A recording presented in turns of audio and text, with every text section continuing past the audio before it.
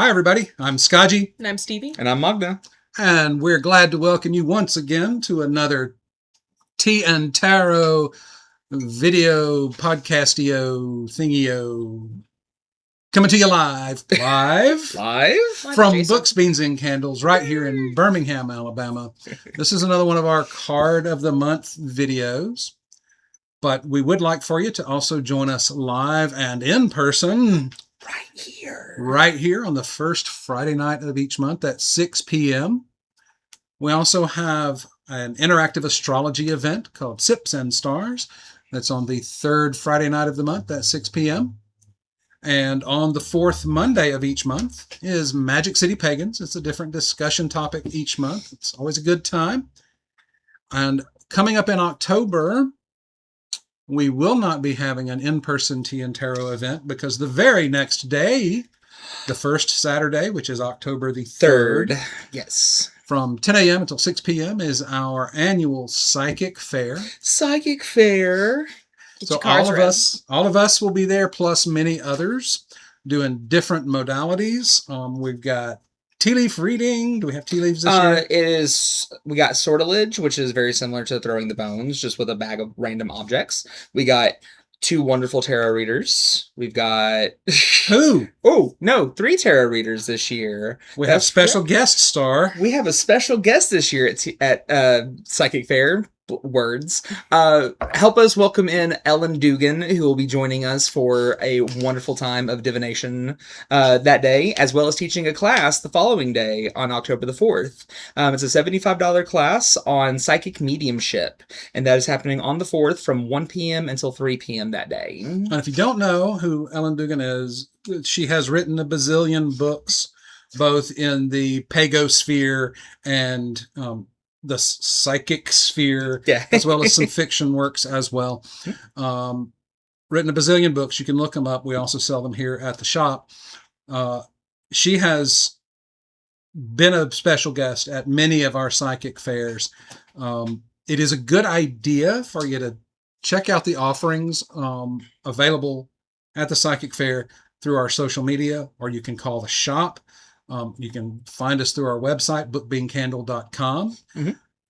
Each 10-minute reading is $15. We do have time slots, and so it's a good idea to get your tickets in advance. Get them early because people book out quickly. So Ellen Dugan's slots are likely to fill up before the day of. A couple of our other companions here frequently fill up before the day of. Some of us do have open spaces available on the day of the event, but you're gambling to do that. You can get those in advance, and it's a lot of fun to come in and do more than one thing. Yeah, it's a good sampler. Yeah, a sampler. Yeah, test out different divination styles. Yes. Oracle readings and palmistry and aura photography. Om. Not the Om, but the Irish alphabet on sticks divination method. The staves. We're going to have, I think our henna artist is going to be back this year, and we're going to have the shop's jewelry vendor is going to have a bunch of his stuff on display. Jewelry and stones galore. So, and probably the popcorn machine will be running. Yeah. And hopefully it'll be cold enough for hot chocolate. It better be. It's a great time. Come join us. So do also keep an eye on our social media for the announcement of our public Samhain ritual. This is an annual event. It has not been set down on the calendar quite yet, but it usually occurs near Samhain, strangely enough. But it's a very good ritual to participate in, and you have an opportunity to meet folks in our local community. But will Sam Hain be there? Oh, that old Sam Hain. So moving right along. So the card of the month. So the card of the month this month is our 7 of Cups. 7 of Cups. And I'm trying to make it. There we go. Woo. So why pick this card? Well, it was one of the ones we hadn't done yet. Good reason. And honestly, it's one of the cards in the deck that has been most troublesome for me That's throughout fair. my entire career. It feels very vague. It's so like To me. ephemeral, depending on kind of how it shows up in a reading, where it shows up in a reading, Yeah. why it shows up in a reading. Yeah, and it's that inherent vagueness in it. I think that you may have no problems with this card whatsoever, but just looking at it, especially in the Rider-Waite-Smith, we've got these cups and they all have stuff in them, and what's this ghostly shrouded figure doing here, and what do these things mean, and do we notice the little details like the little skull on the card with the laurel wreath of victory. Laurel. So it has always been a rather vague feeling card to me. Mm-hmm.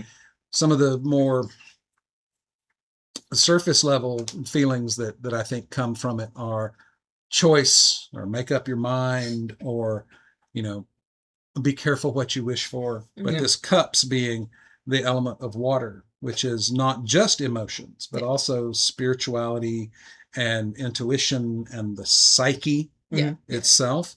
So it has that sort of inner kind of thing.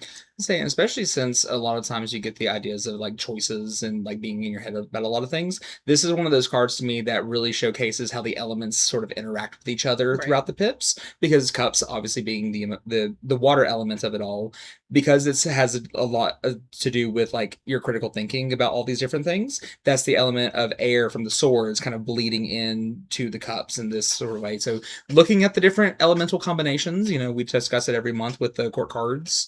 I like that sort of dynamic with this card in particular. Yeah, and the I'd never thought of it from the air perspective, but we have in the Rider-Waite-Smith card, we do have those clouds. Yeah, there's clouds, like kind of a trend that runs through them. And a lot of times those clouds are seen as sort of indicating the spiritual realm, the thing that is above, but it really is an airy kind of thing. So I like that idea. And the symbols in the Rider-Waite-Smith, we got the little blue head that's hanging out there, and we've got the snake, and this is called the castle, but if you don't see it up close and personal, it looks like the tower. Mm-hmm. We've got this bucket full of gems. We have the laurel wreath, and we have this little blue dragon guy, which sounds like a martini bar.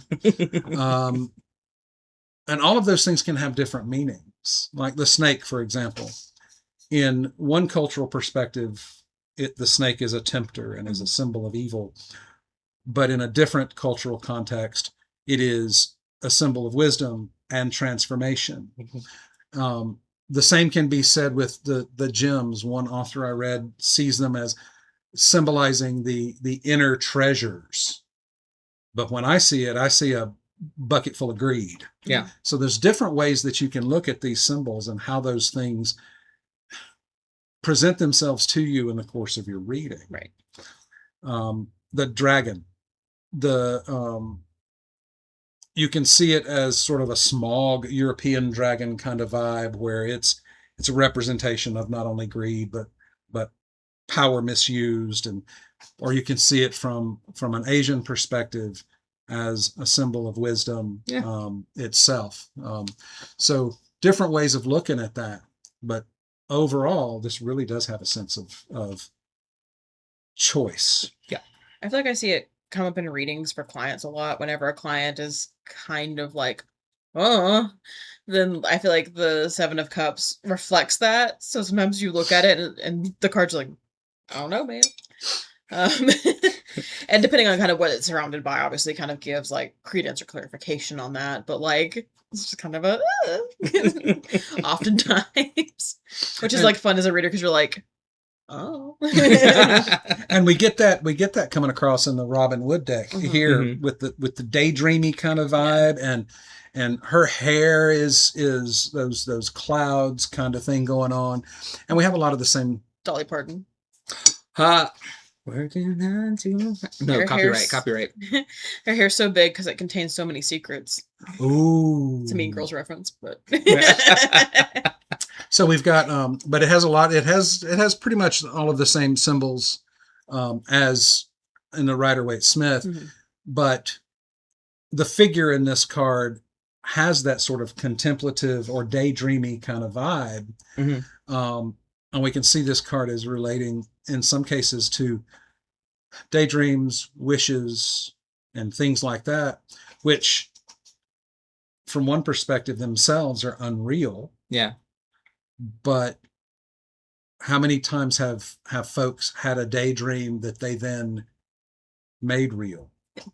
So, and the Robin Wood specifically for me, because it is her hair representative, instead of clouds, I see that one as the brain fog. You know, driving down the road, it's foggy, you can't really see too far ahead of you. So it's that ennui sort of lethargic feeling of like, I have a decision to make, but I just don't want to. There's just so much going on right now. in this particular card, the crossover between like cups and swords is really heavy, especially with swords typically being just kind of more cerebral in nature.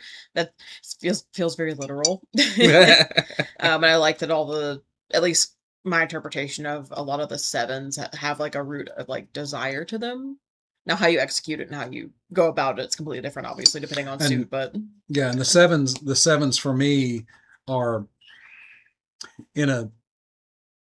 If we think of it as motion, it's potential motion. Yeah, it's got the potential to do a thing, but it's just sort of in limbo. Yeah. Is kind of the way I see the sevens, and I'm reminded hearing you talk about that a Rush lyric that I'm gonna Rush is a band that I'm gonna butcher, but it basically says, if you decide not to choose, you've still made a choice. right. Mhm.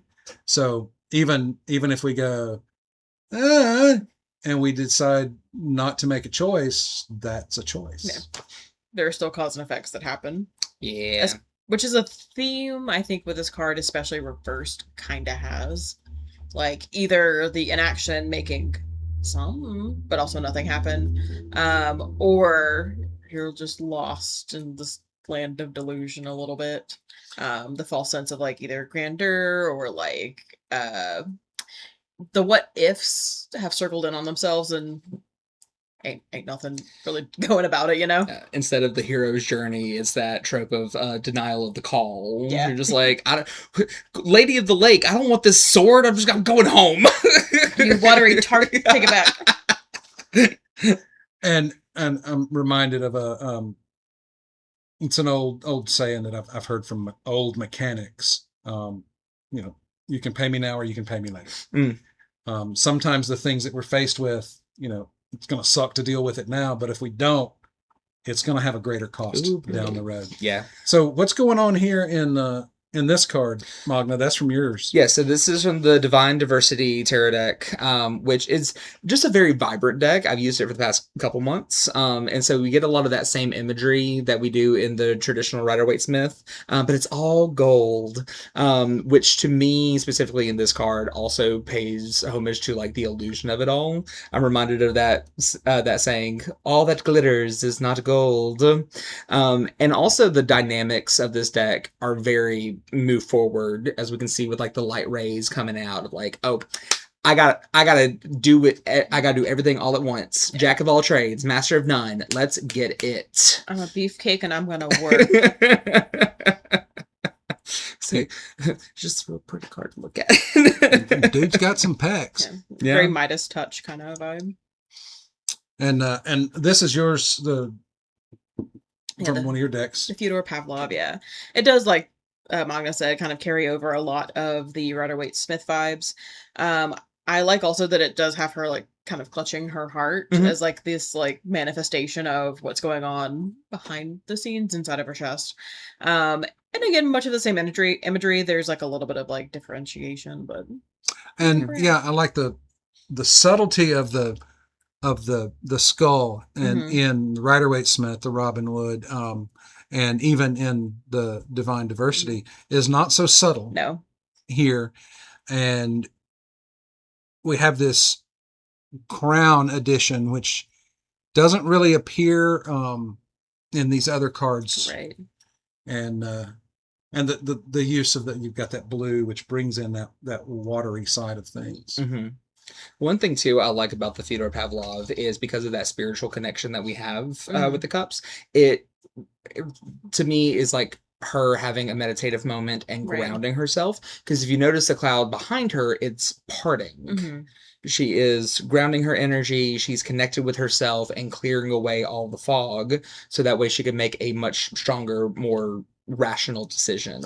And that's a good point, because we don't see this character's face in the Rider-Waite-Smith, but we do have the impression from these other three cards that there is more. It's either a daydreamy or a startled or a befuddled kind of vibe there, where it's like, I got all these choices, and in this one she's like, there are choices. Yeah. A more concise sort of cemented, like, there they are. Yeah.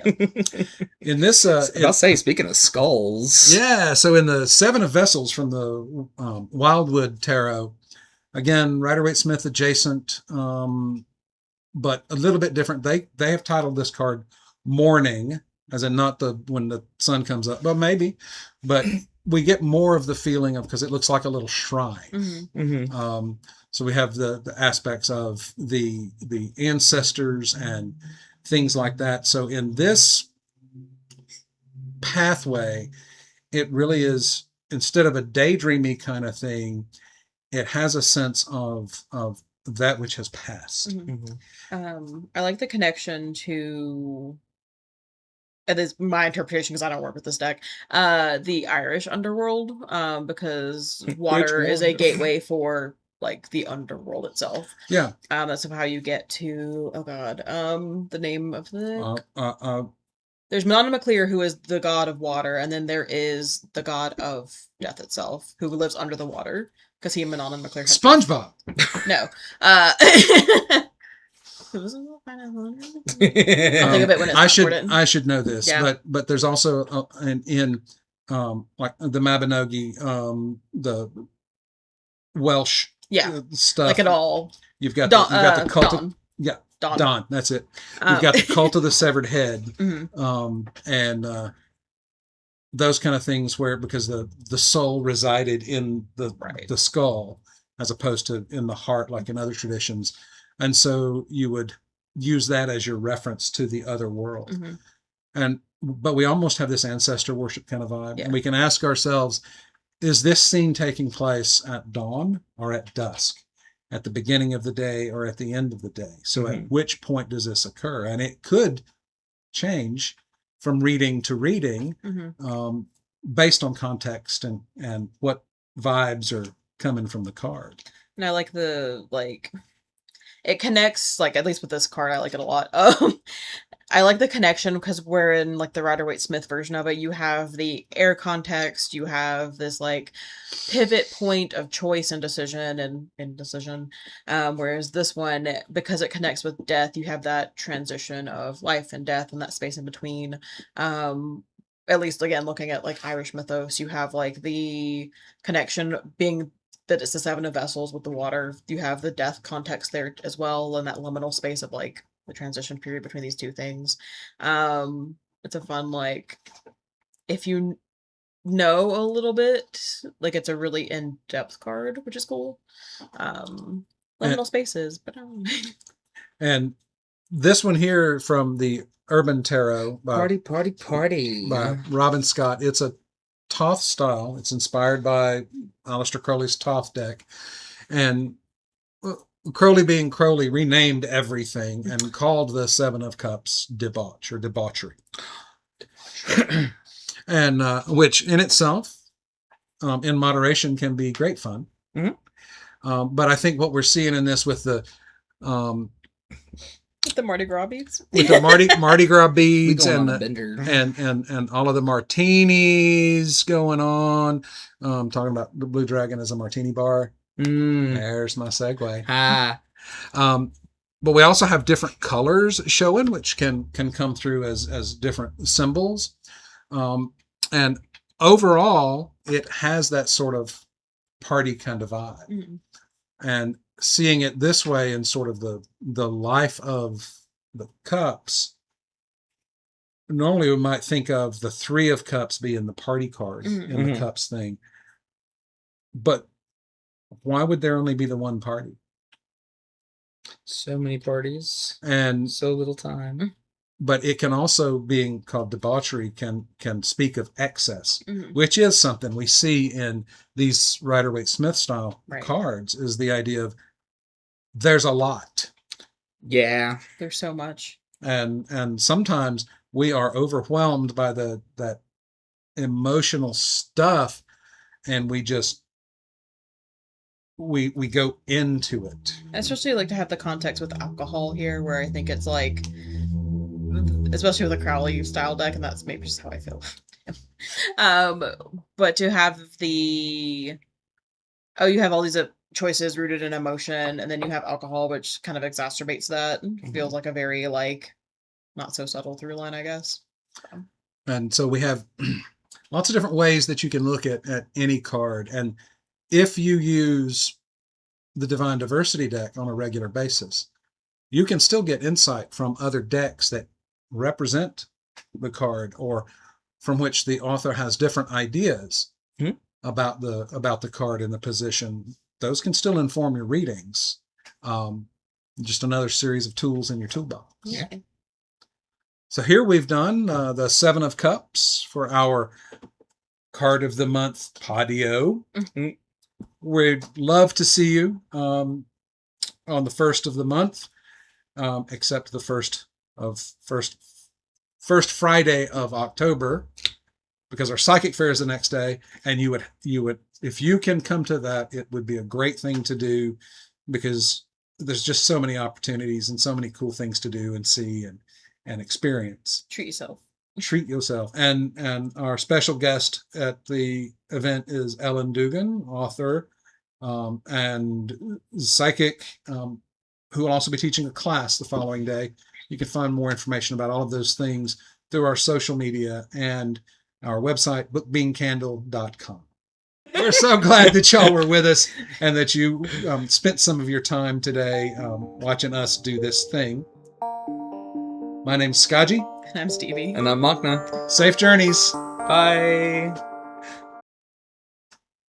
Anything else? Did I forget anything? I think you forgot to expand it. I always forget to expand it, but then I go and I fix it in post. Bye.